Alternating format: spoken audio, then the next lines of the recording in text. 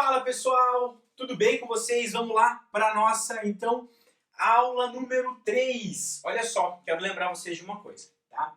Essa parte aqui da nossa aula é a parte expositiva, tá? Então, lembra que a gente vai ter muitas discussões em sala de aula, partindo do que eu expor aqui para vocês.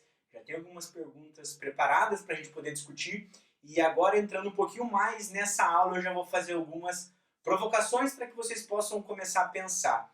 Então não esqueçam de anotar as dúvidas para vocês tirarem comigo no momento da aula síncrona, né? No momento em que nós estaremos ali conversando em áudio, vídeo, por mensagem, para que eu possa tirar todas as dúvidas de vocês, explicar novamente o que vocês eventualmente não entenderam, e aí a gente parte dessa parte inicial já, para poder fazer as nossas discussões um pouco mais aprofundadas aqui no âmbito acadêmico.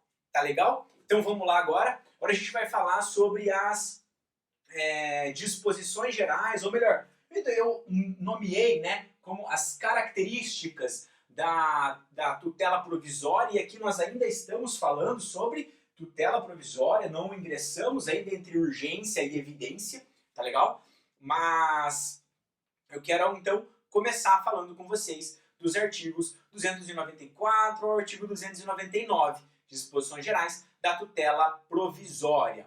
Bom, o artigo 294 nós já falamos na aula número 2, estamos na aula número 3, que foi basicamente explicar para vocês esse quadro de como estão dispostas as tutelas provisórias no nosso novo, né, que não é mais tão novo assim, Código de Processo Civil de 2015, lembrando que no Código de Processo Civil de 73 era diferente, e agora eu já vou começar a trazer algumas coisas que eram diferentes do Código de 2015 para o Código de 73. Bom, já disse para vocês na aula passada que a tutela da evidência, essa nomenclatura é uma inovação do CPC de 2015, então ela não existia no Código de 73.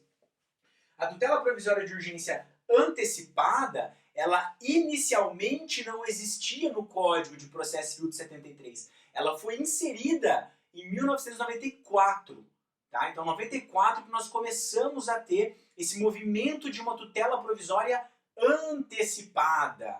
Tá? Então, vejam que é um movimento aí de pouco mais, ou de aproximadamente 25 anos, 25, 26 anos. Então, é um procedimento para a nossa legislação recente. Né? Não é tão velho assim, e a tutela da evidência é muito mais recente ainda, porque ela é de 2015, isso que gera bastante discussões, a gente vai conseguir aprofundar bem nesse sentido.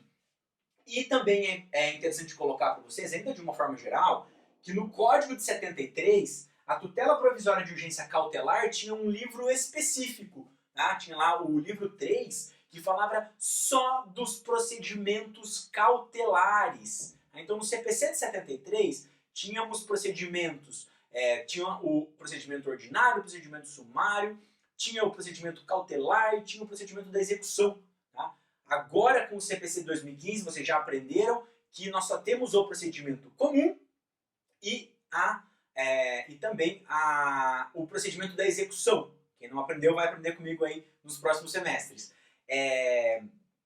Então, agora, no nosso CPC de 2015, só temos esses dois procedimentos, porque a cautelar também deixou de ser um procedimento específico e passou a fazer parte das tutelas provisórias de urgência. Feito de novo essa abrangência de uma forma geral, vamos já para as características. Começo do artigo 295, e o que eu vou fazer aqui com vocês? Eu vou basicamente, eu quero ler os artigos primeiro, para que vocês possam acompanhar, pega o código de vocês, acompanha, risca, grifa, marca, tá? Para que a gente possa ter um melhor aproveitamento da aula. Então vamos começando então pelo artigo 295, tá legal? Comigo, ó.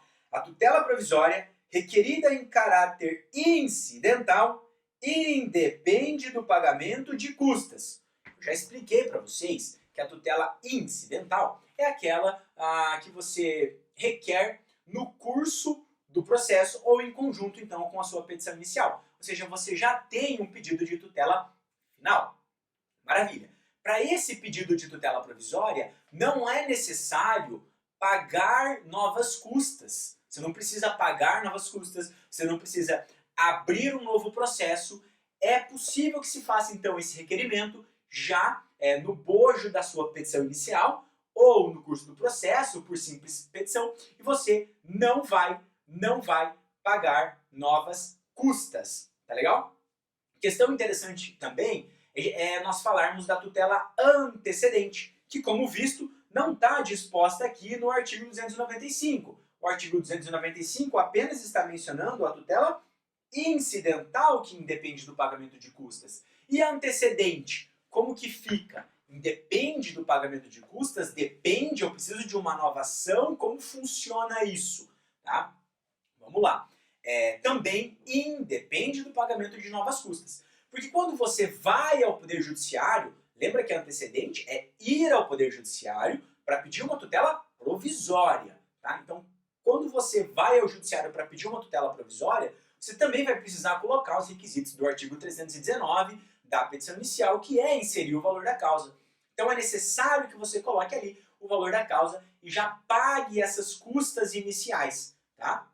E depois, no mesmo processo, quando você for ajuizar, ou desculpa, melhor dizendo, quando você for apresentar a sua petição inicial, aditar, né, na verdade, a sua petição, trazendo então o teu pedido de tutela definitiva, porque na antecedente você ainda não fez, você já pagou as custas. Se você trouxer novos pedidos que um valor da causa seja maior, ou seja, se você trouxer argumentos aqui, valorar o seu pedido de uma forma superior ao que tinha na tutela antecedente provisória, você vai então pagar provavelmente essa diferença das custas iniciais aí, porque o valor da causa você vai ter que pedir uma retificação, tá legal? Então se paga as custas antecedente e ela já vale para o curso do processo quando você apresentar a sua petição inicial, porque é tudo feito no mesmo processo. Eu não faço mais em dois processos diferentes. Parênteses, tá? Ó, no CPC de 73 eram dois procedimentos diferentes, tá? Eu precisava de uma ação cautelar e depois de uma outra ação principal. Fechou parênteses. No CPC de 2015, que a gente aprende aqui, é tudo no mesmo processo, é tudo no mesmo caderno processual. Eu vou ter um número de processo e esse vai servir para antecedente e para causa principal. Para causa principal e para incidente. Tá legal? Não precisa de pagamento de novas custas. Essa é uma questão importante que vocês precisam anotar. Fechou? Próximo, então, artigo 296. A tutela provisória conserva sua eficácia na pendência do processo, mas pode, a qualquer tempo, ser revogada ou modificada. Parágrafo único. Salvo decisão judicial em contrário, a tutela provisória conservará a eficácia durante o período de suspensão do processo. Já começo pelo parágrafo único falando para vocês que mesmo que o processo seja suspenso por alguma das causas do artigo 313 do Código de Processo Civil, ao qual vocês já aprenderam, mas eu remeto que vocês releem para vocês relembrar que mesmo nas hipóteses de suspensão do processo, a tutela provisória continua em vigor. Feito isso, vamos agora para o caput, então, do artigo 296, que nós vamos falar da eficácia, tá? Que a tutela pode ser revogada ou modificada a qualquer tempo. Percebam que aqui eu coloquei as principais palavras-chave, né? Então aqui no 295 falamos de custas, agora no 296 ao 298 vamos falar da eficácia. É melhor falarmos em conjunto do 298, então vamos lê-lo igualmente. Na decisão que conceder, negar, modificar ou revogar a tutela provisória, o juiz motivará o seu convencimento de modo claro e preciso. Certo? Fechou. Vamos lá então. 296 e 298 em conjunto. Como a gente pode interpretar esses artigos? Bom, o artigo 296 ele vai dizer que a tutela pode ser modificada ou revogada a qualquer tempo. Bom, isso significa que a tutela, como nós já aprendemos, ela é provisória. Por ser provisória, ela precisa ser confirmada em sentença quando o magistrado vai proferir a cognição. Qual que é a cognição mesmo que o juiz faz quando vai proferir uma sentença? Isso aí, exauriente. A cognição exauriente. Então o juiz, por uma cognição sumária, defere ou indefere essa nossa tutela provisória e em cognição exauriente, então ele vai confirmar ou revogar essa tutela provisória. No curso do processo, é possível então que essa tutela seja modificada ou revogada a qualquer tempo. Então, ela não tem um caráter, obviamente, de definitividade, ela não é definitiva, tá legal? Então vamos lá. Casuística, tá? Apresenta-se a petição inicial, como, por exemplo, pedindo a retirada do nome do autor dos órgãos de restrição ao crédito. Lembra que nós falamos na aula número 2 desse exemplo? Vamos puxar ele de novo então. Tá? O autor requer ao Poder Judiciário, então, que seja retirado o seu nome do Serasa por supostamente uma dívida inexigível. Eu nunca tive dívida com aquela empresa, eles me colocaram nos órgãos restritivos, eu quero tirar meu nome. O juiz, o magistrado, né, num juízo de cognição sumária, fala, bom, tem-se a boa-fé processual e o autor vai lá e requer, não tem como ele fazer prova negativa de que ele não tem, né, aquela dívida com aquela empresa, e ele requer, então, e o magistrado defere para que seja retirado o nome do autor dos órgãos restritivos ao crédito pela alegação dele de inexigibilidade de dívida. Ocorre que a empresa, ao ser citada para comparecer em audiência de conciliação ou na sua dispensa para apresentar a contestação, vem e fala assim, opa, magistrado, o autor ou a autora tinha sim relação jurídica comigo, tá aqui o contrato. Revogue a tutela provisória e coloque novamente o nome do autor nos órgãos de restrição ao crédito. O magistrado pode fazer isso? Pode. Por quê? Porque ele primeiro defere essa tutela provisória numa cognição sumária. Ele vai analisar a probabilidade do direito que o autor está alegando. Aí o réu, quando vem e traz os seus argumentos com o contraditório, com a ampla defesa, fala, juiz, tá aqui a prova de que ele tem relação jurídica comigo. Bom, então o magistrado pode revogar essa tutela provisória, desde que ele realmente se convença, revogue essa tutela provisória e determine que se coloque novamente o nome do autor nos órgãos restritivos. Por isso que ela é modificada ou revogada a qualquer tempo. Mas olha só como que essa relação processual pode se desenvolver. Nesse nosso mesmo exemplo, o autor, após o réu ter juntado uma prova de que ele tinha relação jurídica, o autor pega, intimado para se manifestar, fala assim, e após essa revogação, fala assim, juiz, opa, não, a empresa está te induzindo a erro. Está aqui o comprovante de que eu rescindi o contrato, por exemplo, em janeiro de 2020. Tá? Esse contrato que eu tinha firmado em 2018, ele foi rescindido em janeiro de 2020. E a dívida pela qual ela está me cobrando é de fevereiro de 2020. Portanto, eu não tinha mais contrato com ela. O nosso contrato já estava rescindido. Retire novamente o meu nome dos órgãos restritivos. O juiz pode fazer isso? Perfeito. E aí o juiz vai falar assim, opa, você está certo, autor. Defiro novamente, então, a tua tutela provisória e determino que seja retirado o seu nome dos órgãos restritivos ao crédito. E tudo isso ainda é feito em uma cognição sumária, de uma forma provisória. Por isso que o nome da tutela ela é provisória. Porque na sentença daí se vai ser confirmado ou vai ser revogado essa tutela. Tá legal, pessoal? Bom, falando um pouquinho mais também sobre o artigo 298, que diz que é necessário que seja fundamentada essa decisão do magistrado, é uma repetição, né, que o nosso artigo 298 vai trazer tanto do artigo 11 do Código de Processo Civil, tanto do artigo 489, parágrafo 1º, do Código de Processo Civil, e também ao artigo 93, inciso 9 da Constituição Federal. Todos esses vão mencionar, então, que as decisões dos magistrados precisam ser fundamentadas sob pena de nulidade. Tá? Então, aí é uma repetição, é o nosso legislador colocando novamente a importância da fundamentação das decisões jurisdicionais para que seja explicado a forma pela qual o magistrado tomou o seu convencimento. Tá legal? Vamos Avançar? Artigo 297. O juiz poderá determinar as medidas que considerar adequadas para a efetivação da tutela provisória. Parágrafo único. A efetivação da tutela provisória observará as normas referentes ao cumprimento provisório da sentença no que couber. Vamos lá então.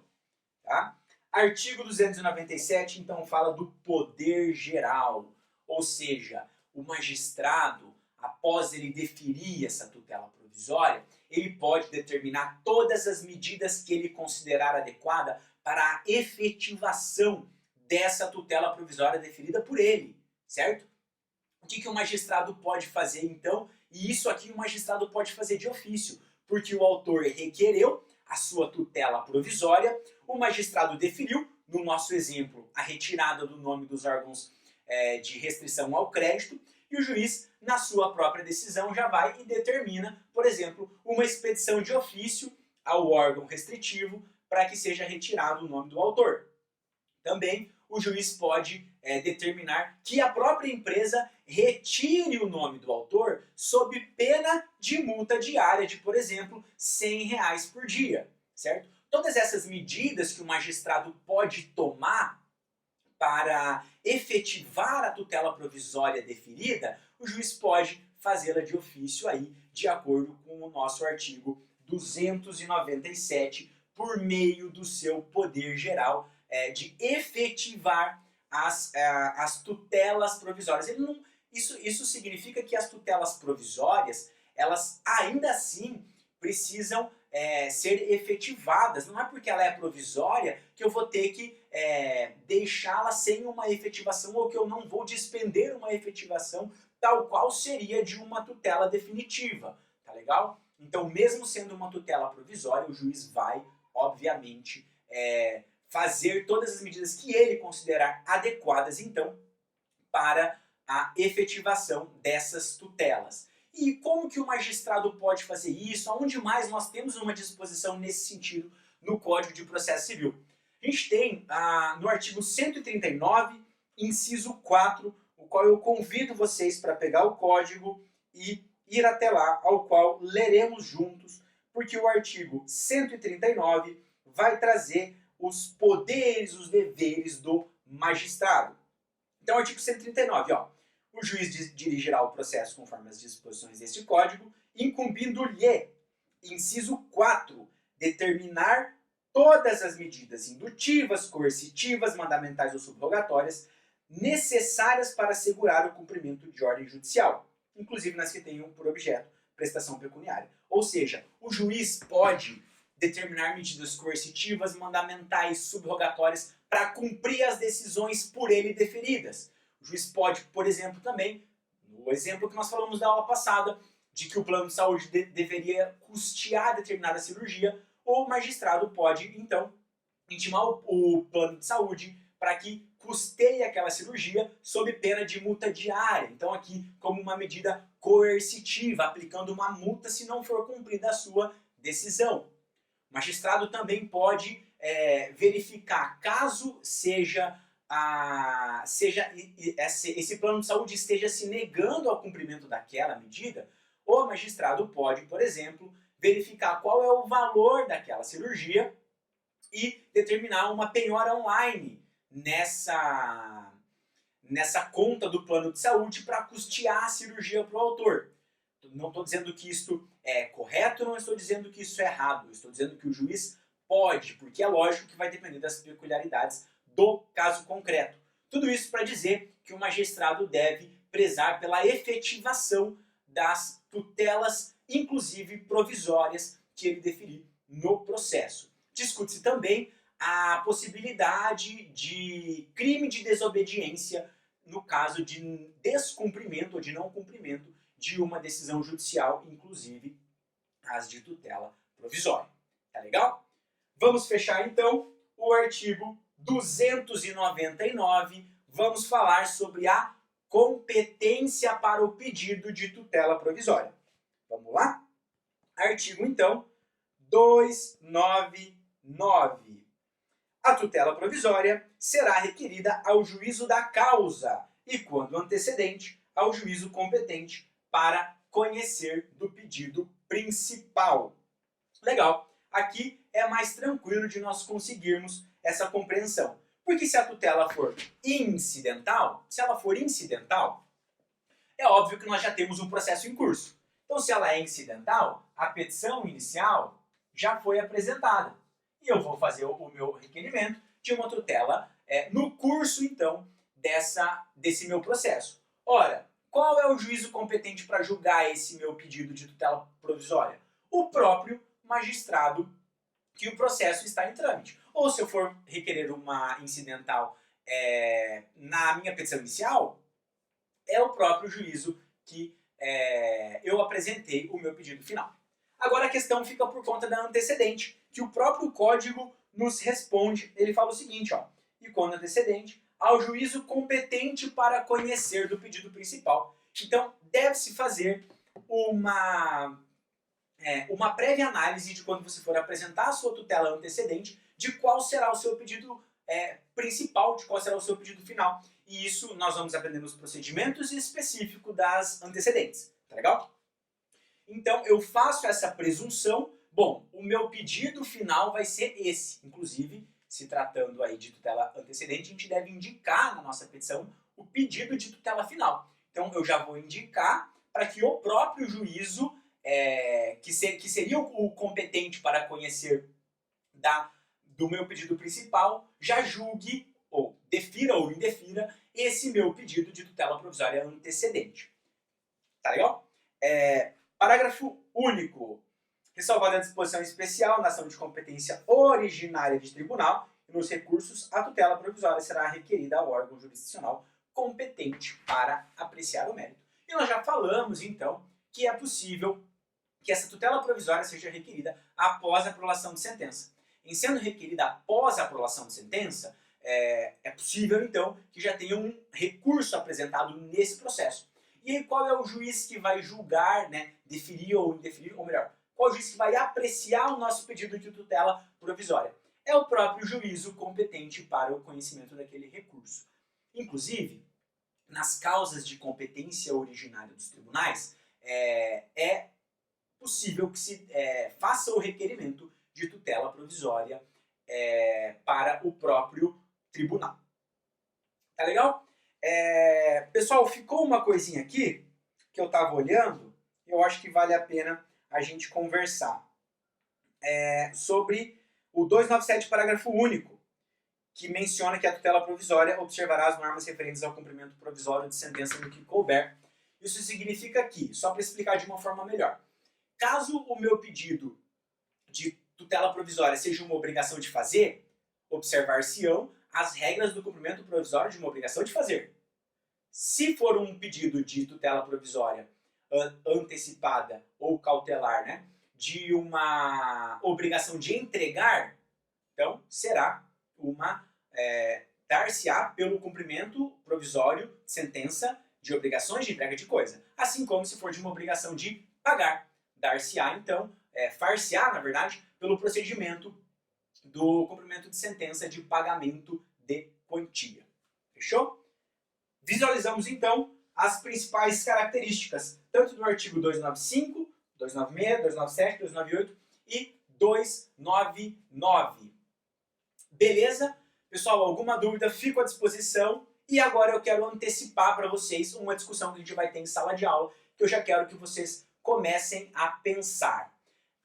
O artigo 299, então, ele menciona que o juízo que vai apreciar o pedido de tutela provisória é o competente para o ajuizamento, ou melhor, para a apreciação do nosso pedido de tutela final. A minha pergunta é a seguinte: juízo incompetente pode apreciar um pedido de tutela provisória?